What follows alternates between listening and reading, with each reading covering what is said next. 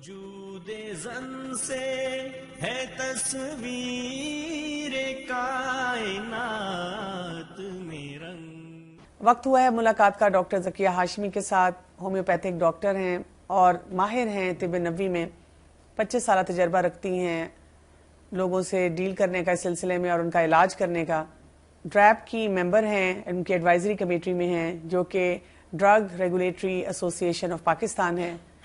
آئیے ان سے ملاقات کرتے ہیں. السلام علیکم ورحمۃ اللہ وبرکاتہ. وعلیکم السلام ورحمۃ اللہ وبرکاتہ.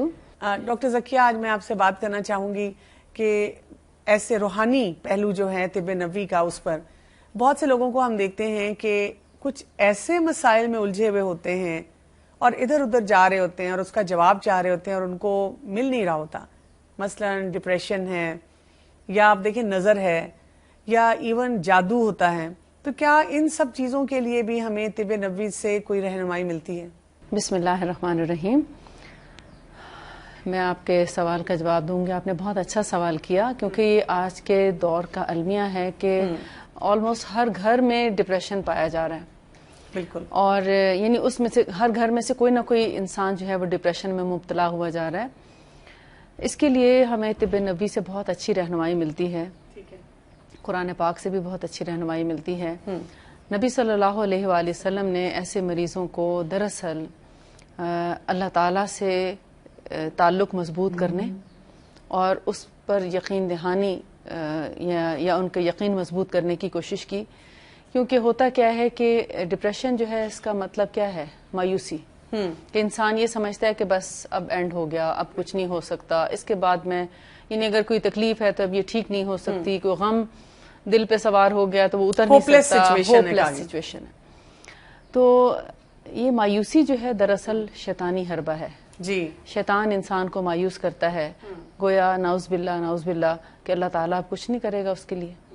تو جب ہم اپنے اللہ سے تعلق مضبوط کرتے ہیں, اس کی اطاعت کرتے ہیں, اس کی فرما برداری کرتے ہیں, اور پھر اس پر توکل کرتے ہیں, ٹھیک ہے, تو وہ ہمارے توکل کو پورا کرتا ہے. ایک حدیث میں آتا ہے, نبی صلی اللہ علیہ وسلم نے فرمایا کہ جو شخص اللہ تعالیٰ کے آگے اپنی کوئی دعا رکھتا ہے اور دعا کرنے کے بعد پھر اس پر توکل بھی کرتا ہے کہ میرا رب ضرور میری دعا سنے گا, تو اللہ تعالیٰ فرشتوں سے کہتے ہیں کہ مجھے اس شخص کے توکل پر حیا آتی ہے کہ میں اس کے توکل پہ پورا نہ اتروں.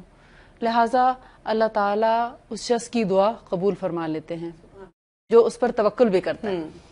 تو یہ چیز ہمیں بتاتی ہے کہ انسان کو کبھی مایوس نہیں ہونا چاہیے اللہ تعالیٰ پر. اگر اللہ تعالیٰ سے ہم نے دعا کی ہے اور اللہ تعالیٰ پر ہمیں پورا یقین ہے, ایمان ہے کہ وہ ہماری دعا سنتا ہے, اور قرآن پاک میں آتا ہے کہ میرا بندہ جب مجھ سے دعا مانگتا ہے تو اس کو بتا دو کہ میں تو اس کے شہ رگ سے بھی قریب ہوں. اس کے دل میں آنے والے جو خواہش ہے اس کو پہلے میں جانتا ہوں, بعد میں اس کے دل میں پیدا ہوتی ہے. اچھا, میں آج کل کے ایک مریض کی اگر آپ کو بات بتاؤں, ایک مریض ہے, آپ امیجن کریں اس کو بہت ڈپریشن ہے, بہت مایوسی ہے, بڑے مشکل حالات ہیں گھر میں. اب وہ آپ کے پاس آ رہا ہے علاج کے لیے. اب ایک مریض کا مائنڈ سیٹ آج کل کا یہ بنا ہوا ہے کہ کچھ ملے گا. اب وہ آپ کے پاس بیٹھتا ہے, آپ نے اسے چیک کیا, اس کو ظاہر ہے اس کے مسئلے کے حل کے بارے میں انسانی سطح پہ سب کچھ بتایا, اور آپ نے اس کی پرسکرپشن میں لکھا کہ جی آپ قرآن پڑھیں, آپ سنت کے مطابق زندگی گزاریں, اللہ پہ بھروسہ کریں, نماز کی پابندی کریں, دعائیں اپنی پڑھیں. تو وہ اٹھ کے کہے گا ڈاکٹر نے تو کچھ کیا ہی نہیں. یعنی ہمارے تو اس وقت سوسائٹی میں یہ سچویشن آ چکی ہے, اور طب نبوی کا آپ سے ساری یہ جتنی آپ باتیں ہمیں ماشاءاللہ بتا رہی ہیں, یہ سننے کے بعد میں سوچ رہی ہوں کہ بیماری کا علاج صرف یہی نہیں ہے کہ آپ کو کوئی پوٹلی پکڑائی جائے.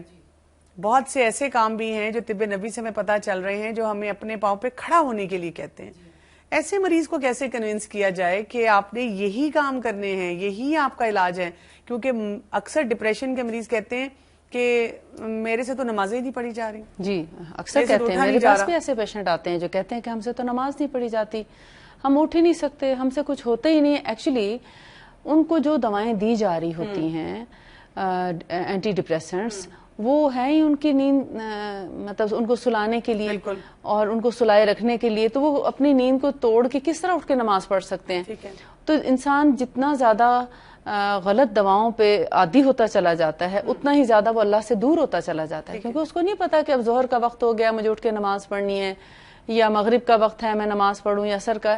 وہ اس کو تو دن کا نہیں پتا کہ اس وقت دن ہے، اور رات کا نہیں پتا کہ رات ہے، وہ تو مسلسل سوئے جا رہا ہے، اور ہر چیز سے اور ہر میدان سے دلچسپی اس کی ختم ہوتی چلی جاتی ہے، تو بیکار انسان بن جاتا ہے، دوسروں پہ بوجھ بن جاتا ہے ایسا انسان. تو دین تو ہمیں ایکٹیو کرتا ہے، اور ہر طرح کے معاملات میں جو مطلب ہمارے لیے جو بینیفیشل ہیں دنیا اور آخرت کے لحاظ سے، اس میں ہمیں جو ہے حصہ لینے. جی ہاں. ایک اور مریض ہے یہ جو ہمارے یہاں پہ ایک ہے کہ ذرا آپ کو پتا چلا کہ نظر لگی ہے، جی تو پہلا کام یہ ہوگا کالا دھاگا آ جائے گا، مرچیں آ جائیں گی وارنے کے لیے، ہرمل کی دھونی، یا جی بالکل وہ دھونی دینی ہے. اچھا، یا اس کے ساتھ ساتھ آپ دیکھیں وہ کالا مرغا، کالا بکرا. یہ لوگوں کو کیسے سمجھایا جائے کہ یہ طب نبوی سے کوئی بھی ان میں سے کسی دلیل کے ساتھ یہ پروون چیز نہیں ہے، اور جو کرنے والی چیزیں ہیں وہ ہم کرتے نہیں ہیں. اس پہ بھی پلیز ذرا ہماری رہنمائی کیجیے گا. ایسا ہے کہ ہمیں بحیثیت مسلمان ان چیزوں پہ فوکس کرنا چاہیے جو چیزیں اللہ تعالیٰ کے ذریعے ہمیں قرآن پاک سے پتہ چلتی ہیں، ٹھیک ہے، یا پھر نبی صلی اللہ علیہ وسلم کی سنت سے جن کا ہمیں پتہ چلتا ہے. ٹھیک. تبھی ہم صحیح مسلمان ہیں. جب ہم ان دو رہنمائیوں کو چھوڑ کر کسی تیسرے کی تلاش میں نکلتے ہیں تو ہم گمراہ ہوتے ہیں. بالکل صحیح. اور پھر ہم کبھی بھی سیدھے راستے پہ نہیں جا سکتے. تو کیا کریں؟ ایک بچوں کو بہت نظر لگتی ہے، تو آپ نے گھر بنایا نظر لگ گئی ہے، جاب اچھی شروع ہوئی نظر لگ گئی ہے، کیا کیا جائے؟ تو اس میں یہ ہے کہ سنت طریقہ ہے اس کا کہ جب آپ کسی اچھی چیز کو دیکھیں تو حکم ہے کہ اس کو کہیں ماشاء اللہ لا حول ولا قوت الا باللہ. ٹھیک ہے. اور نہیں تو ایک اور کلمہ بھی سکھایا ہے تبارک اللہ، یا اللہم بارک فیہ، یا اللہم بارک علیکم، اللہم بارک علیہ.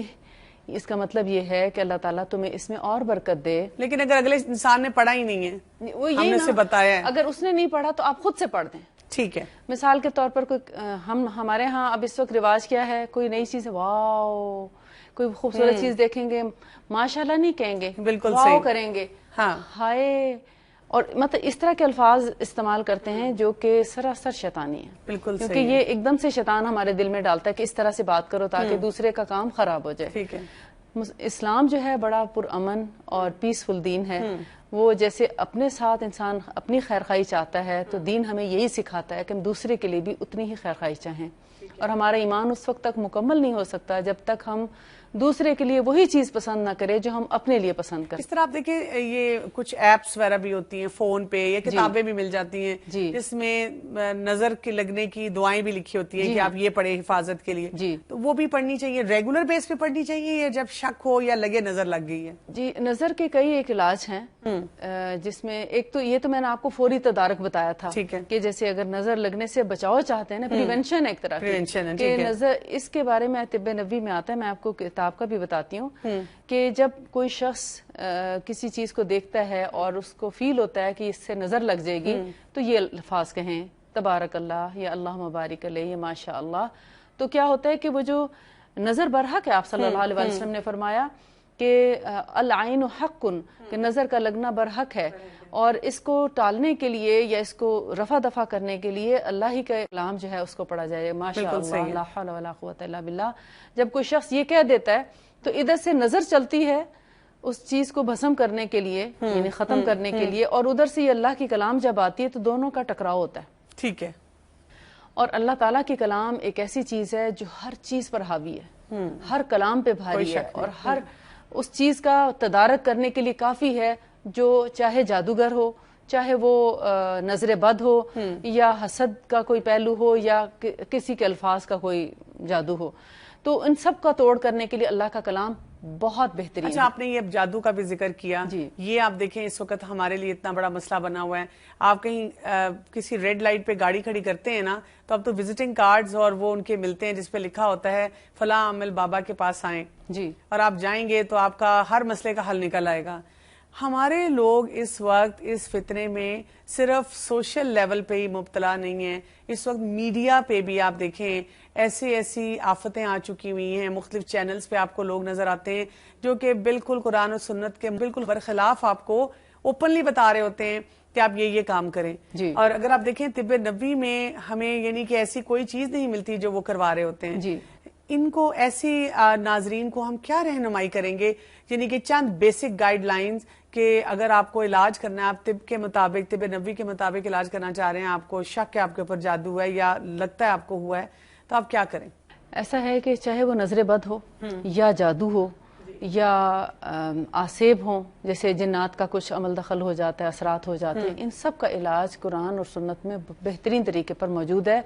ہمیں پھر پیچھے جانا پڑے گا نبی صلی اللہ علیہ وآلہ وسلم کے دور میں، جب رسول اللہ صلی اللہ علیہ وآلہ وسلم پر جادو ہوا تھا تو اللہ تعالیٰ نے ان کو کیا طریقہ بتایا تھا. ٹھیک ہے، ہر مسلمان کو وہی طریقہ اختیار کرنا چاہیے جو اللہ کے رسول صلی اللہ علیہ وآلہ وسلم نے کیا تھا.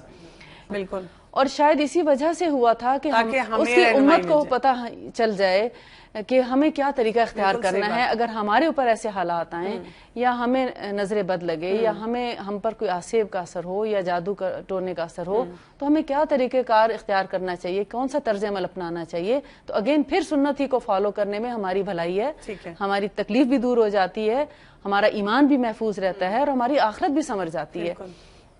تو رسول اللہ صلی اللہ علیہ وآلہ وسلم نے جو کام کیے ان میں سے کیا تھا، آپ کو جو سکھایا گیا خواب میں کہ آپ نے کیا کیا عمل کرنا ہے، اس میں تھا معوذتین اور سورہ اخلاص.